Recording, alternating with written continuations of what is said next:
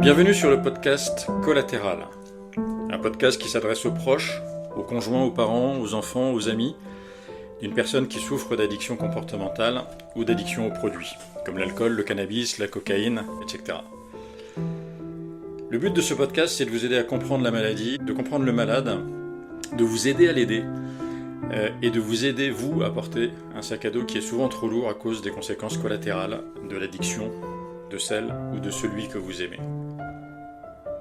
Ce premier podcast est une introduction des thèmes que nous aborderons au fur et à mesure. Bonjour à toutes et tous, je m'appelle Christian Sainz, j'ai 57 ans, je suis malade d'une addiction à l'alcool qui a été soignée et je suis rétabli depuis 3 ans et demi. Tous les jours, j'apprécie un peu plus ma sobriété. Je la qualifie de sobriété heureuse, j'y ai trouvé une forme de sérénité, de calme, de joie que je ne me souvenais pas avoir vécu avant. Pour m'en sortir, j'ai eu la chance d'être accompagné par des soignants à l'hôpital public qui étaient tellement bienveillants que j'ai voulu leur renvoyer l'ascenseur.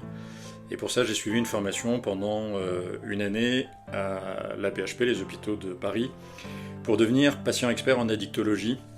Et depuis, j'accompagne dans un autre hôpital des patients qui sont en cure de sevrage et que j'essaye d'aider du mieux que je peux avec un langage et une approche qui est différente de celle des soignants, puisque moi je suis passé par la maladie et je comprends mieux, en tout cas je ressens que les patients vivent au moment où ils sont hospitalisés en cure de sevrage.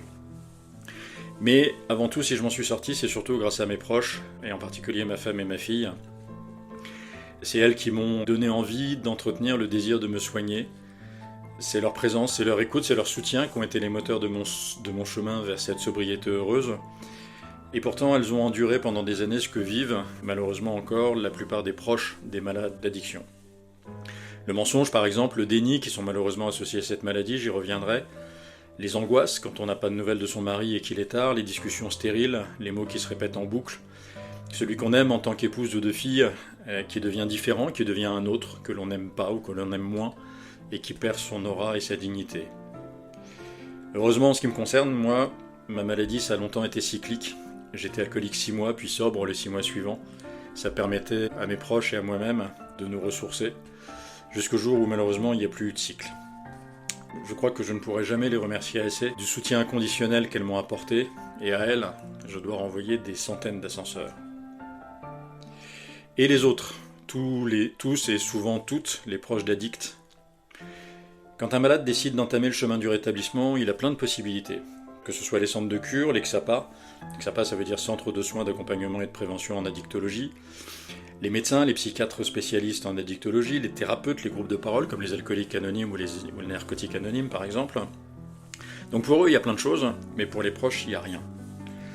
Ou si peu. Il existe quelques programmes expérimentaux par-ci par-là, des groupes de parole, comme les Al-Anon, qui s'organisent en parallèle des alcooliques anonymes, mais ça impose l'adhésion au programme des alcooliques anonymes, et en dehors de ça, et de ces quelques initiatives et des Al-Anon, il n'y a pas grand-chose, voire rien.